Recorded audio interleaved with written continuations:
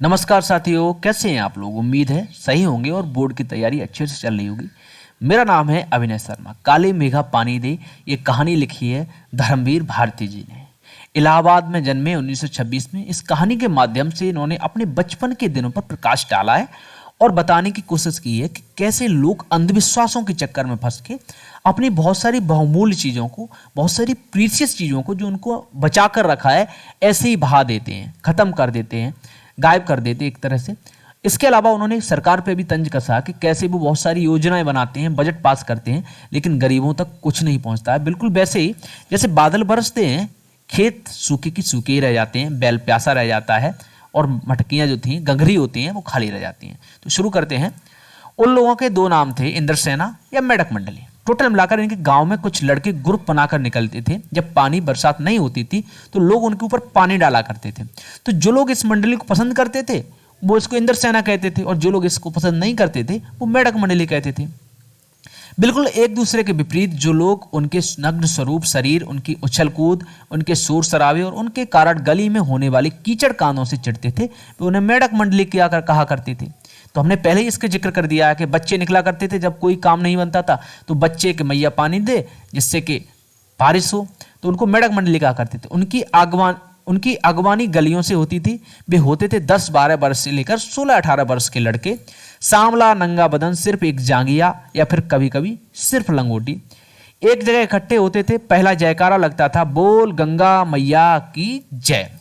फिर क्या, जयकारा सुनते ही लोग सावधान हो जाते थे। स्त्रियां और लड़कियां छज्जे बारजे से झांकने लगती थीं और यह विचित्र नंग धड़ंग टोली उछलती कूदती संवेद स्वर पुकारती थी। फिर क्या कहती थी, टोटल मिलाकर इतना समझ ले पहले।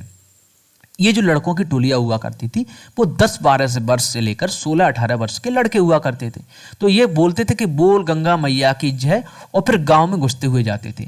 और फिर क्या है, माताएं बहनें हैं वो छज्जे, जो छत की छज्जे होती हैं उस पर लटक जाती थी, देखने लगती थी कौन कौन आया, फिर ऊपर से पानी डाला जाया करता था। फिर वो आगे कहते थे, काले मेघा पानी दे, गगरी फूटी बैल प्यासा, पानी दे गुड़धानी दे, काले मेघा पानी दे। तो उनका एक तरह से ये कविता बोलते हुए जाया करते थे, जैसे कि हम अक्सर रैलियों में नारा बोलते हैं कि काले मेघा पानी दे, गगरी फूटी बैल प्यासा, पानी दे गुड़धानी दे, काले मेघा पानी दे। उछलते कूदते एक दूसरे को धकियाते ये लोग गली में किसी दुमहले मकान के सामने रुक जाते थे। दुमहले मतलब दो मंजिल, सिंगल और सेकंड मंजिल। तो ये घूमते हुए जाते थे। सिंगल मंजिल पे कोई नहीं रुकता था क्योंकि कोई धूप में खड़े होकर आपके ऊपर पानी नहीं डालेगा। उस घर के सामने रुकते थे तो जो 2 मंजिला हुआ करता था, जिससे कि माताएं बहनें जो ऊपर से हैं वो पानी डाल सकें। पानी दे मैया इंद्रसेना आई है, तो ये आवाज लगाया करते थे कि मैया पानी दो, इंद्रसेना आई है। और जिन घरों में आखिर जेठ या शुरू आषाढ़ के उन सूखे दिनों में पानी की कमी भी होती थी, जिन घरों में कुएं भी सूखे होते थे, उन घरों से भी सहेज कर रखे हुए पानी को बाल्टी या घड़े में भर भर कर इन बच्चों के सर से पैर तक तर कर दिया जाता था। टोटल मिलाकर पहले कुओं का जमाना था, कुएं हुआ करते थे। आज की तरह समर, नल या फिर इंजन नहीं हुआ करते थे, ना ही टंकी टोंटी ये सब हुआ करती थी। तो क्या होता था, जैसे ही बच्चा कोई आता था पानी मांगता था, जो बहुत सहेज कर गर्मियों के दिनों में पानी रखा उसको भी डाल देते थे, ऊपर से लगकर नीचे तक उनको तर यानी कि गीला कर दिया जाता था। ये भीगे बदन मिट्टी से लोट लगाते थे, पानी फेंकने से पैदा हुए कीचड़ से लथपथ हो जाते थे। तो फिर क्या, जब भीगा है तो सीधी सी बात है फिर मिट्टी में लोट लगाया करते थे, गांव के लड़के हुआ करते थे, और फिर चारों तरफ कीचड़ हो जाता था। हाथ पांव बदन मुंह पेट सब गंदा कीचड़ मल कर फिर हाक लगाते, बोल गंगा मैया की जय। एक जगह काम खत्म हुआ, एक तरह से एक जगह पानी डाला गया, फिर वहीं पर लौट जाते थे, लौटने के बाद फिर उठते थे दूसरी जगह चलने के लिए, फिर शुरू करते थे बोल गंगा मैया की जय, और फिर मंडली बांध कर उछलते कूदते अगले घर की ओर चल पड़ती थी। तो यही क्रम पूरे गांव में चलता था। बादलों को टेरते काले मेघा पानी दे, वे सचमुच ऐसे दिन होते जब गली मोहल्ला, गांव शहर, हर जगह लोग गर्मी भुनभुन कर तिराहिमाम करते होते थे। जेठ के 10 तपा बीत कर आषाढ़ का पहला पखवाड़ा भी बीत चुका होता था, पर क्षितिज पर कहीं बादल की देखरेख नहीं, मतलब कुछ भी एक छड़क भी बादल नहीं दिखता था। वो कहते हैं कि ये लोग जब मंडली लेकर निकलते थे, एक एक बूंद पानी की पड़ी होती थी, जानवर प्यास से तड़प तड़प कर मर रहे होते थे, धरती फट रही होती थी, और तब ये पानी की बर्बादी करते थे। कुएं सूखने लगते, नलों में एक तो बहुत कम पानी आता और आता भी तो आधी रात को भी मानो खौलता हुआ पानी, एकदम गर्मी की वजह से। शहरों की तुलना में गांवों में भी हालत खराब होती थी। जहां जुताई होनी चाहिए थी वहां खेतों की मिट्टी सूखकर पत्थर हो जाती थी, फिर उसमें पपड़ी पड़कर जमीन फटने लगती। लू ऐसी चलती कि चलते चलते आदमी आधे रास्ते में लू खाकर गिर पड़े। टोटल मिलाकर उस समय की स्थिति बहुत दर्दनाक होती थी। पानी की कमी की वजह से लोगों की स्थिति बहुत खराब होती थी।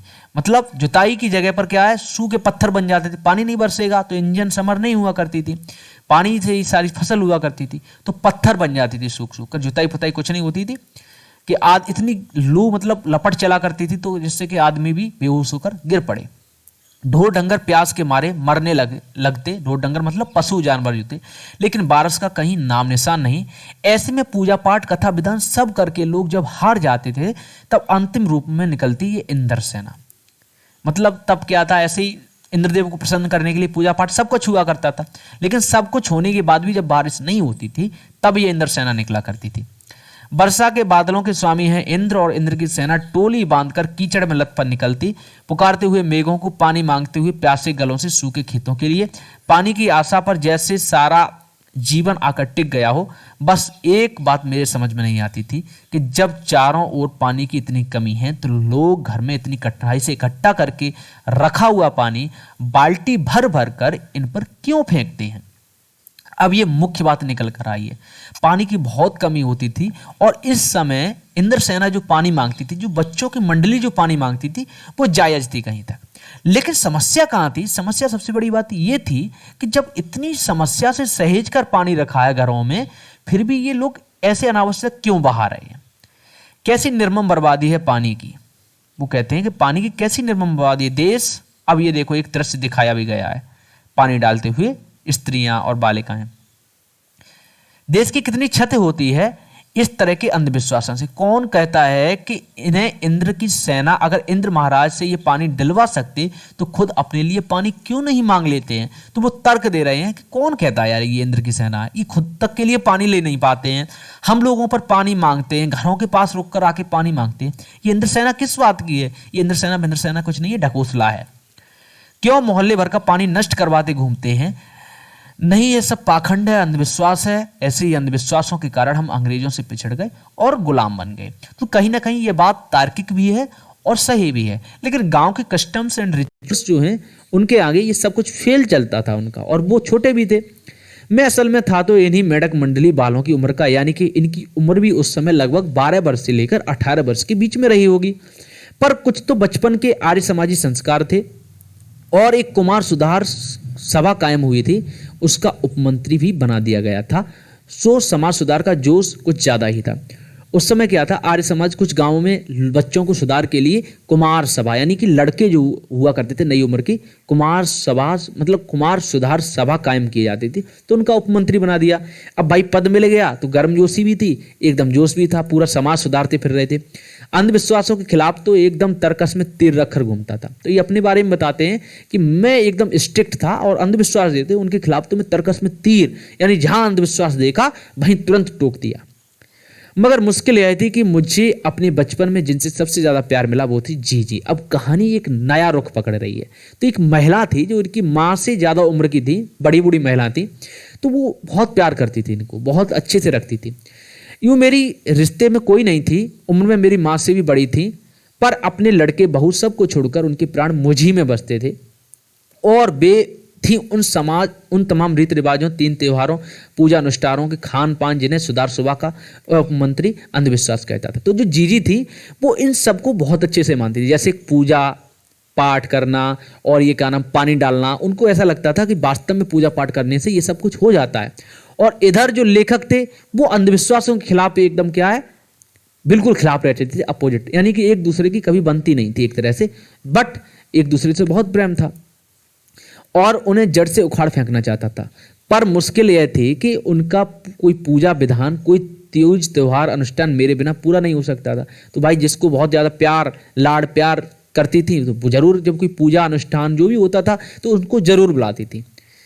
दिवाली है तो गोबर की कौड़ियों से गोवर्धन और सतिया बनवाने में लगा हूँ। जन्माष्टमी है तो रोज 8 दिन तक झांकी तक को सजाने में, पंजीरी बांटने में लगा हूँ।